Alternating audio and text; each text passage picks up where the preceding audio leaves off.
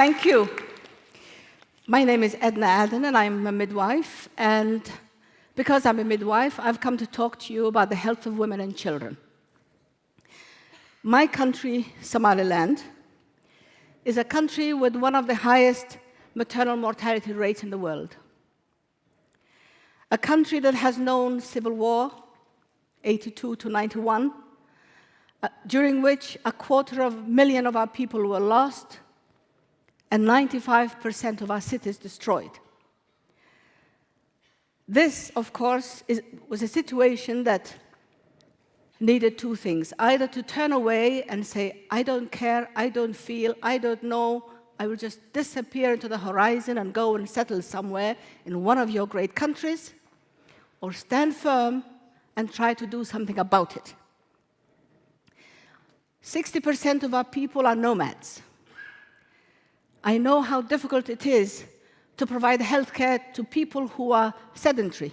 But when they're nomads, it makes it even more difficult. When they're poor, where the country is so wide, it makes it very difficult. There are also situations that arise because any facility that existed before the war were destroyed. Many of the bones you see on the screen could have been the bones and the remains of health workers. When you've had a past and you were born with a proverbial silver spoon in your mouth, the only thing I could do was to try and stand firm and give back to the people what the world had given to me. This was why, when I retired in 1997, at the age of 60, from the World Health Organization, I went home and I tried to put to practice what I had been preaching during all my career as a World Health Organization civil servant. The site upon which the hospital was built was one that was once a graveyard, a military parade ground, an execution ground, and eventually a garbage dump. In an area of Hargeisa, the city, the capital city of Somaliland, where no hospital had ever been built before that time. The hospital took 4 years to build. It was 4 years in a country where labor and skilled construction people were very few. But we labored on, and eventually the hospital was born in 2002. That hospital today is one where almost 12,000 children have been delivered. That child you see in my arms was the first baby that was born in that hospital about 10 hours after the hospital was opened. Among the 12,000, most of them were people who had been referred to us, or women who had found something wrong with their pregnancy, because women who think they are having a normal pregnancy have their babies at home. So the 12,000 children that we delivered in the hospital were mainly delivered because they were sent to us because of a complication either with the pregnancy or the mother or whatever. We remained a maternity hospital for a little more than a day or two, because in your countries, you have the luxury of having specialized hospitals.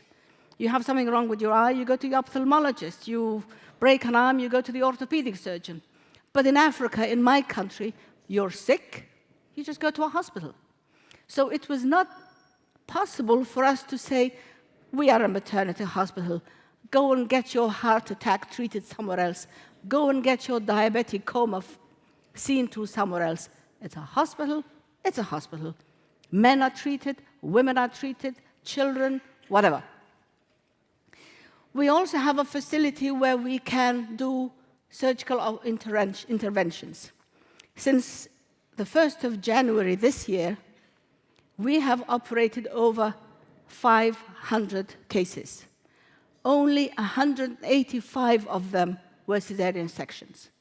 The others contractures, cleft lips, obstetrical fistula, thyroids, and on that site that was once a garbage dump, we can also operate on children who have hydrocephalus. So we can even do, not brain surgery, but we tamper, we touch the brain of children.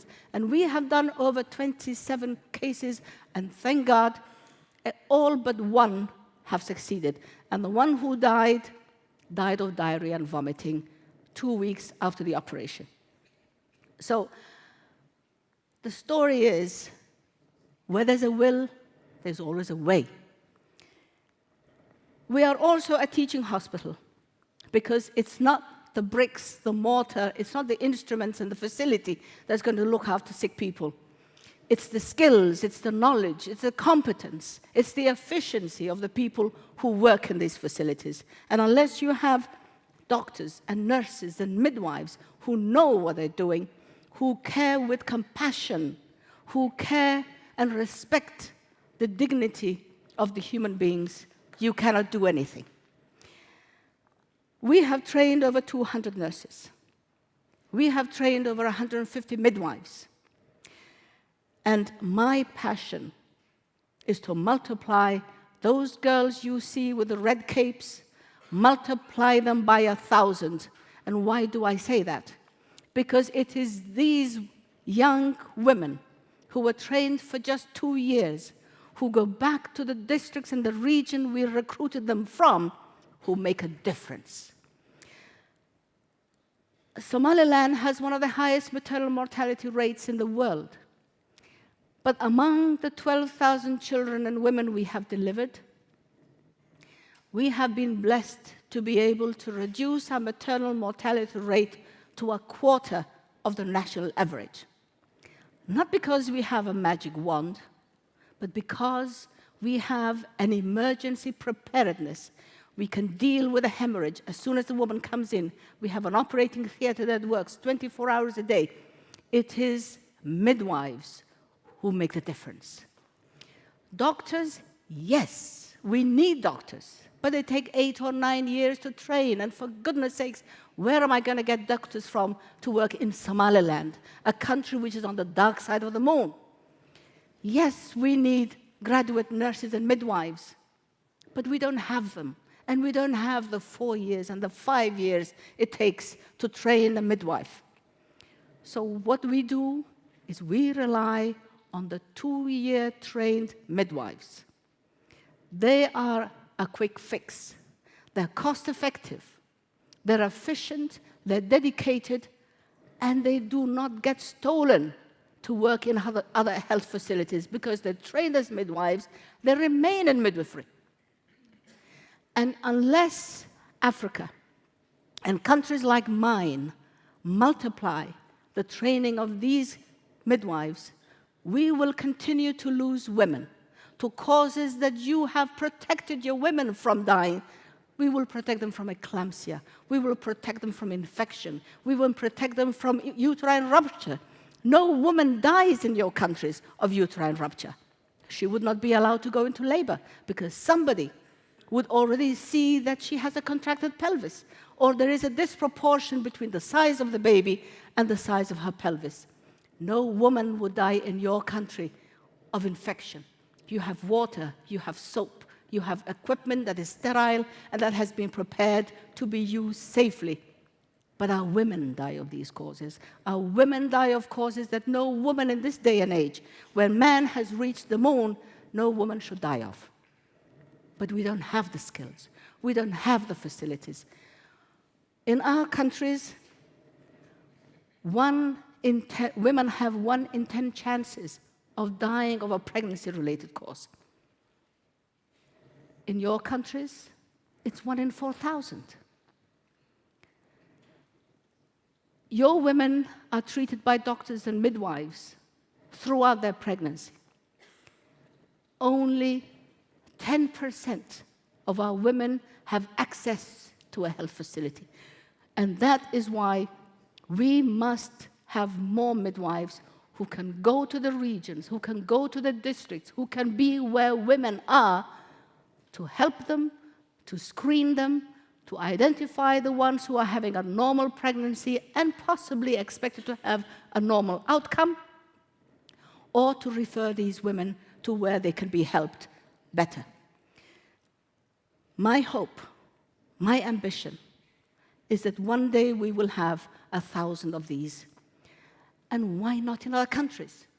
If Somaliland can do it, anybody can do it. If Somaliland, with its limited resources, with its past of civil war and destruction, can reduce its maternal mortality rate to 1/4 of the national average because of the training of midwives, why not other countries?